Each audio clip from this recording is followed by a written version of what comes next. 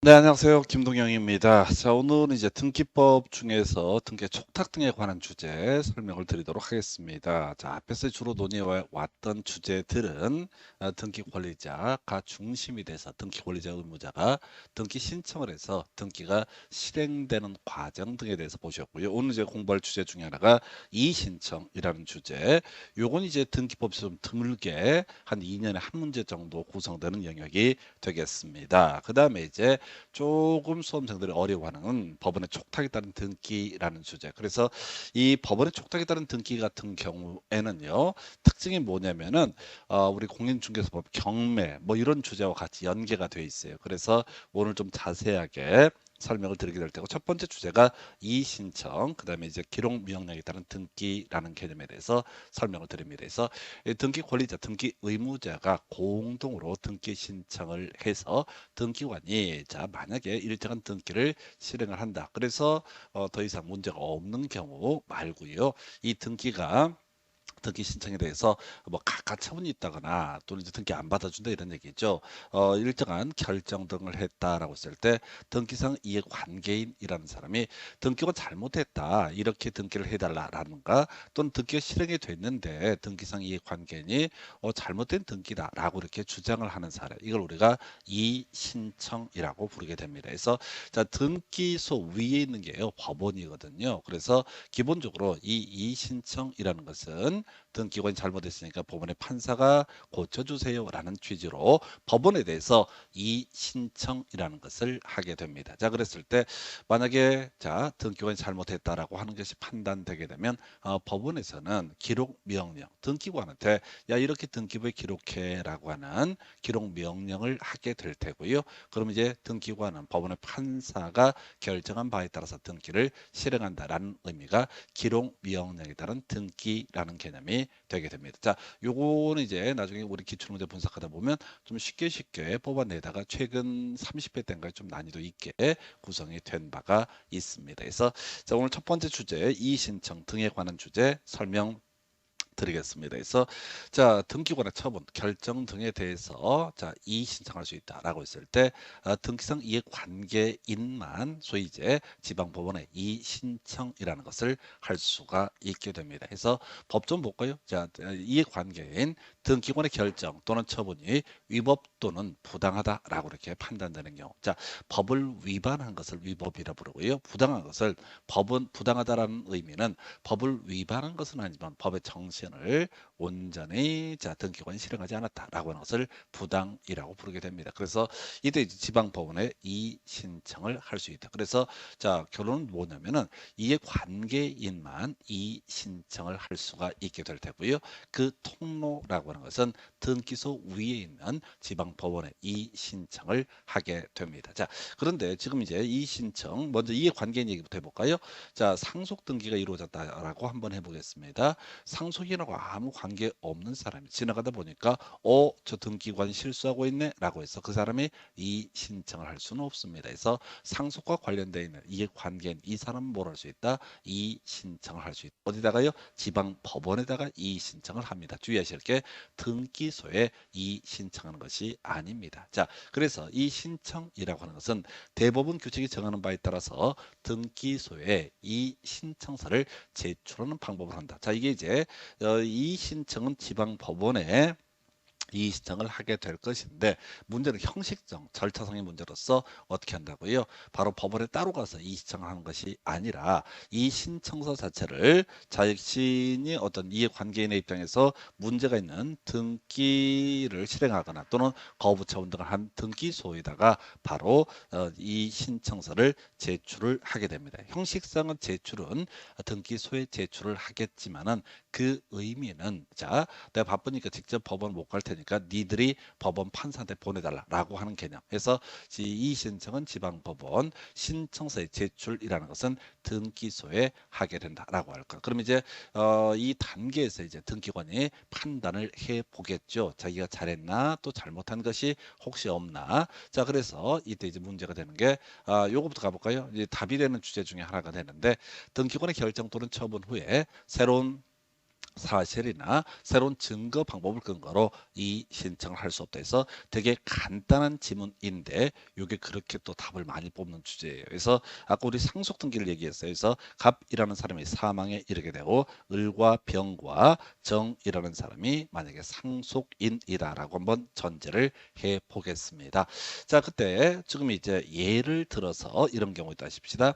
이 정이라는 사람이 자, 갑의 호적에 남아 있지만은 상속인이 아닌 경우가 있다. 자기 자식도 아니고 이게 이제 어떤 이유가 있어서 잘못 바로 상속인으로 된 경우가 있다라고 한번 전제를 해보겠습니다. 그랬을 때 지금 을병정이 상속 등기를 할 때 그걸 몰랐단 말이야. 그래서 상속 등기가 실행이 되어 버렸다. 그러면 더 이상 이때 이신청이라는 것은 허용되지 않습니다. 해서 자, 이게 등기권의 결정이나 처분 후에 즉 등기관이 상속 등기를 한 후에 새로운 사실을 발견해서 또는 새로운 증거 방법을 제시해서 얘는 상속인이 아니기 때문에 이 아이 이름으로도 이루어진 상속 등기라고 하는 것은 허용되지 위법하다라는 식의 내용은 허용되지 않는다라고 해서 결과적으로 자, 등기관 앞에 주어진 법률 관계 그걸 기준으로 해서 위법 또는 부당하다라고 했을 때 그때 바로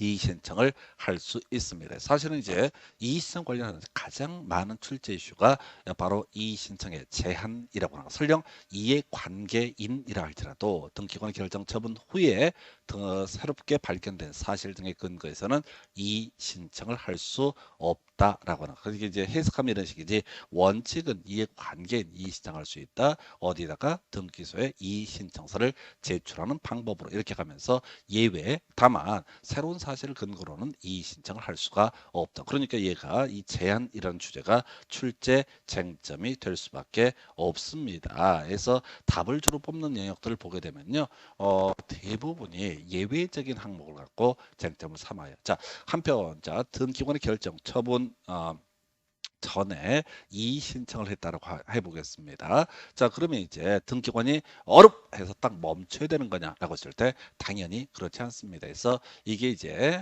소위 이름하여 집행부정지라고 이렇게 얘기합니다. 자, 요 주제는 나중에 세법 파트에서 공부하실 때 그런 얘기가 나와요. 세법 파트에서 공부할 때 뭐가 문제가 되게 되냐면 이런 주제가 있습니다.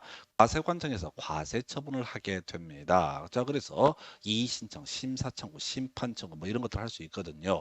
문제는 이런 이의 신청, 심사 청구, 심판 청구 세법 공부하는 영역인데 설령 그게 있다 할지라도 과세관청에서는 세금 다 뜯어내게 된다. 이런 논리 구조가 되겠습니다. 이걸 우리가 집행부정지의 효과라고 부르게 되죠. 그래서 행정청이라고 하는 거요. 이제 등기소도 마찬가지가 되겠지만은 행정청의 어떤 처분이나 결정이라고 하는 것은 설령 이의 신청 등이 있다 할지라도 그대로 진행이 되게 되는 게 일반적인 모습. 이걸 우리가 집행부정지 효과, 집행부정지라고 얘기를 합니다. 어쨌든 제한 얘기 제일 간단한 주제이고요.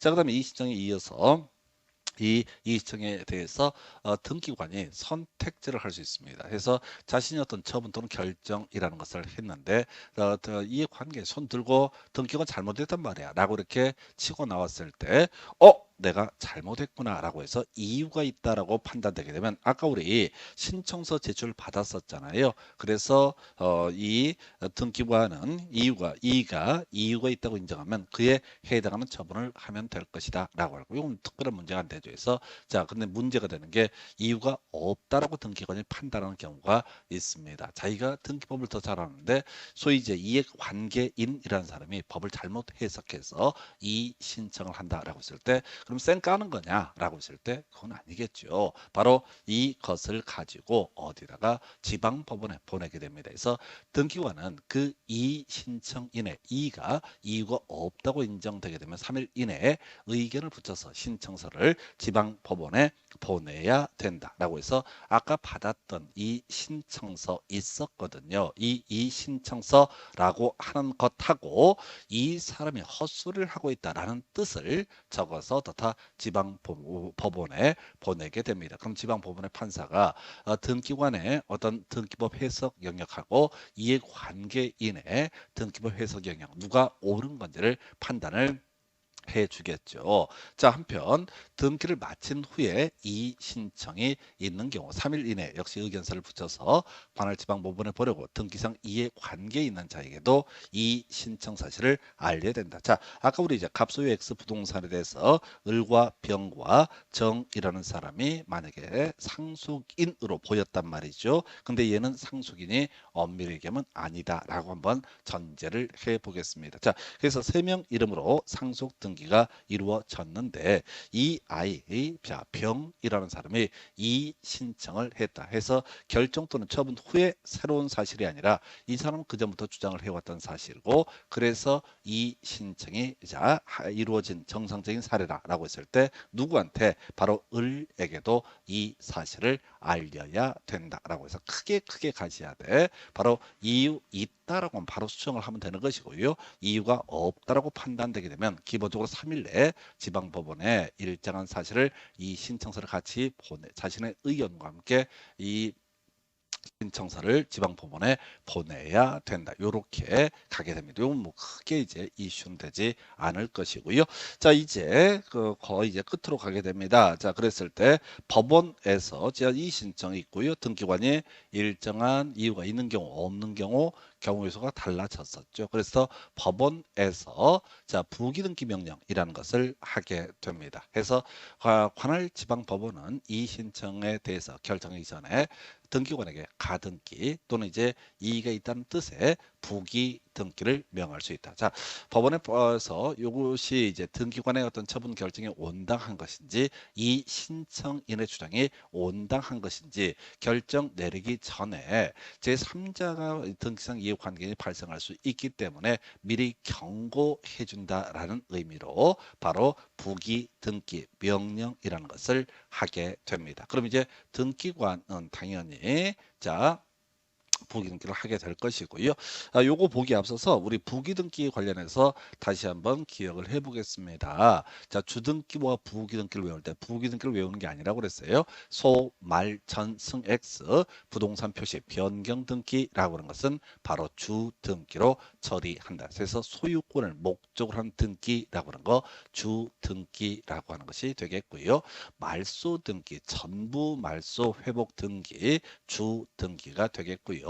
그 다음에 승 X라고 해서 등기상 이해관계 내 승낙을 얻지 못한 권리 변경 등기 바로 전세금의 증액이나 저당권에 있어서 바로 채권액의 증액 뭐 이런 것들을 예시를 했었죠. 등기상 이해관계 내 승낙을 얻지 못하게 되면 후순위로 주등기로 처리를 한다. 그 다음 마지막이 부동산 표시의 변경 등기는 주등기로 처리를 합니다. 해서 뭐 부기등기 명령은 중요한 게 아니고요. 이제 핵심 이슈가 되는 것이 등기 기록 명령이라고 하는 것이 됩니다. 그래서 자 법원의 판사가 보니까 등기관이 등기법을 잘못 해석을 했다라고 전제를 삼게 됩니다. 자 그러면은 야 등기부 자 이해관계인의 주장서를 바꿔줘라라는 식의 명령을 등기 기록 명령 그러니까 일단 결정 내리기 전에는 부기 등기 명령을 하게 될 것이고 본안에 대해서 판단이 맞춰졌을 때는 등기 기록 명령이라고 하는 것을 하게 된다. 이렇게 정리를 합니다. 그래서 관할 지방법원은 이에 대해서 이유를 붙여서 결정을 해야 된다. 그래서 이 등기상 이해관계인이 이의 신청을 했을 때 또 자 등기관이 자신의 뜻을 바로 지방법원에 같이 보냈을 때 그걸 이제 참작을 해가지고 일정한 결정을 하게 될 겁니다. 그리고 이 경우 이의가 이유 있다고 인정하게 되면 등기관에게 그에 해당하는 처분을 명령을 하고 그 뜻을 이 신청인 이해관계인 등에게 알려야 된다라고 해서 이게 이름하여 등기 기록 명령이라는 개념이 되겠습니다. 그래서 만약에 등기관의 처분이 온당하다 그럼 더 이상 따져물을 지르기 없는 거죠. 기존 등기부 그대로 유지를 하면 되는 것이니까. 자 그래서 이제 등기 기록 명령 그렇다 치고 여기서 출제 이슈가 되는 것은 기록 명령에 따른 등기라고 하는 것이 되겠습니다. 그래서 사안은 간단해요. 등기관은 당연히 판사가 시킨 대로 그 명령, 등기 기록 명령에 따라서 등기부를 수정을 하면 되는 겁니다. 자, 이게 원칙에 관한 부분이 되겠습니다. 등기관이 관할 지방법원의 명령에 따라서 등기를 할 때는 그 명령을 한 지방법원이라든가 명령의 연원리일, 명령에 따라 등기를 한다는 뜻, 이런 것을 그 외에 등기 연원리일 등을 함께 기록을 한다라고 하는 거죠. 문장 보려고 하지 마시고 단순화 시켜야 돼. 법원의 판사가 시키면 등기부는 어쩔 수 없이 어떻다, 그 명령에 따라서 등기부를 바꿔줘야 된다. 이런 식의 논리 구조가 되게 되는 겁니다. 자, 근데 예외라고 하는 것이 있겠죠. 그럼 시험에 뭐가 나온다고 그랬어요? 예외. 아까 자, 이의 신청 관련해서도 새로운 사실을 근거로 해서 이의 신청을 하는 것은 허용되지 않는다라고 하는 것이 출제 이슈가 됐듯이, 이런 기록 명령에 따른 등기, 바로 등기관이 알아서 법원의 판사 뜻에 따라서 등기를 잘 하면 더 이상 문제가 되지 아니할 것인데 문제는 뭐라고요? 바로 이때 법원의 판사 뜻에 따라서 등기를 하지 못하는 경우를 이제 상정을 합니다. 자, 이런 게 이제 등기법이 좀 어렵다는 거지. 딱딱 끊어지지 않고 전체 맥락이 연계가 되기 때문에 오늘 뒤에서 촉탁에 따른 등기 몇 개도 공부를 해야 되지만은 이게 만만치가 않습니다. 어찌됐든 간에 예외라고 하는 거 보니까요. 자, 지금 하나, 둘, 셋, 네 개 나와 있죠. 하나 보겠습니다. 그래서 권리 이전 등기 기록 명령. 자, 예를 들어서 갑 소유의 X 부동산에서 을 명의로, 자, 지금 소유권 이전 등기를 하려고 이렇게 했던 산입니다. 자, 그런데 등기관이 을 명의로 등기를 못 넘겨주겠다라고 만약에 해서, 자, 등기 신청에 대해서 기각 처분을 하게 됩니다. 그럼 이제 을이라는 사람은 법원에다가 뭘 한다고요? 바로 이의 신청이라는 것을 하게 될 것이고, 법원의 판사가 보니까 이 을이 맞아, 을 명의로 등기 넘어가는 거 아무런 문제가 되지 않아 라고 이렇게 판단을 해 보도록 하겠습니다. 자, 그러면 이제 원래대로 치면 법원의 판사는 야, 감 명의에서 을 명의로 소유권 이전 등기를 해라 라는 기록 명령을 내리게 될 겁니다. 그러면 특별한 사정이 없으면은 누구 등기관의 입장에서는 갑에서 을 명의로 소유권 이전 등기를 해주면 되는 겁니다. 자, 지금 제가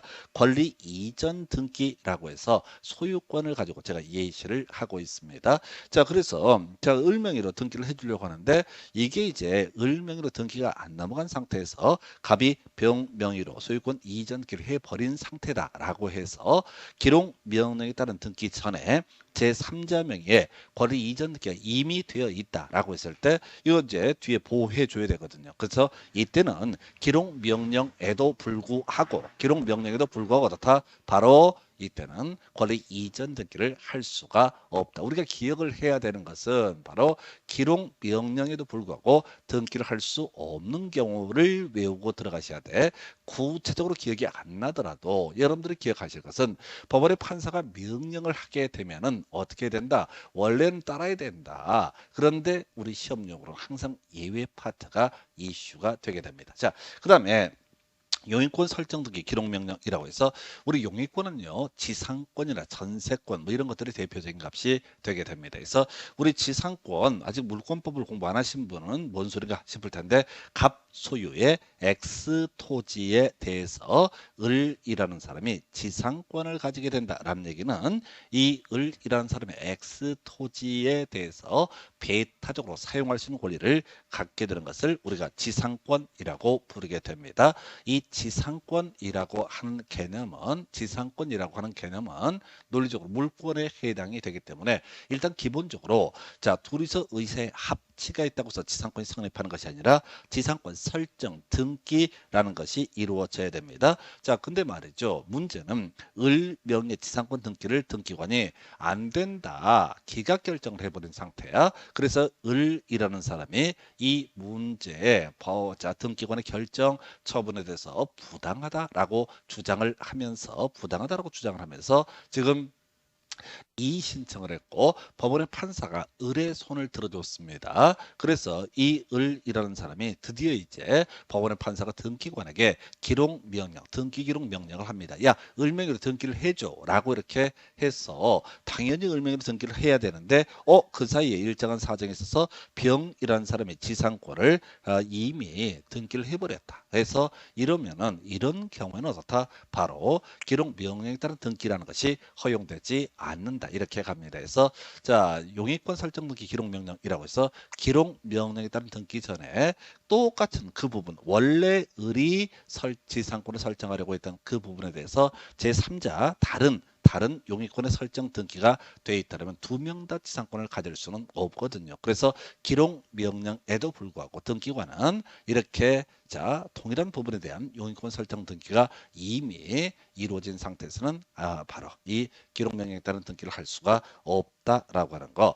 자, 한편 하나만 더요. 말소 등기 기록 명령이라고 하는 것이 나와 있습니다. 그래서 자, 갑소유의 X 부동산에 대해서 자, 지금 이제 을명의 저당권이라는 것이 있었다고 한번 해보겠습니다. 근데 갑이 을에게 돈을 갚은 상태야. 그러면 이 을명의 등기는 무효가 돼야 될 것인데 문제는 이런 경우가 있다는 거죠. 자, 을명의 등기가 무효돼서 자, 지금 갑이 말소 등기라고 하는 것을 말소 등기 저당권은 좀 좋지가 않다. 요거 자, 뭐 지상권이라고 한번 또 해보겠습니다. 지상권이 다시 자, 갑소유의 X 토지에 대해서 을명의 지상권이 존재한다. 참고적으로 지상권은 존속기간이라는 개념이 있어서 이게 일정 기간이 되면 소멸하게 됩니다. 그래서 갑이라고 하는 사람이 이 부분에 대해서 자, 지상권의 말소 등기 요거를 신청을 했는데